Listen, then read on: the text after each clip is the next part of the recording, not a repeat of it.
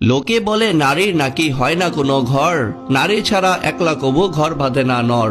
যুগে যুগে এই দুনিয়ায় হইছে যত বাড়ি, পুরুষ জাতি বেঁধেছে তা রাখতে তাতে নারী। সকল বাড়ি তৈরি নারীর প্রেমের অনুরাগে, কোনো পুরুষ ঘর বাঁধে না সঙ্গী পাওয়ার আগে। নারীর প্রেমের পরশ পেতে হইতে নারীর বর, পুরুষ জাতি কষ্ট করে বানায় বাড়ি ঘর। পুরুষ জাতি যত বাড়ি বেঁধেছে এই ভবে, সব বেঁধেছে নারীর নিশি সঙ্গী হওয়ার লোভে। নারীর প্রেমের নারীর ছোঁয়ার স্বাদ না এলে মনে, কোনো পুরুষ বাঁধত না ঘর ঘুরত বনে বনে। যত রকম বসত বাড়ি আছে ভুবন কুলে, পুরুষরা তার মিস্ত্রি মালিক, নারীরা তার মূলে।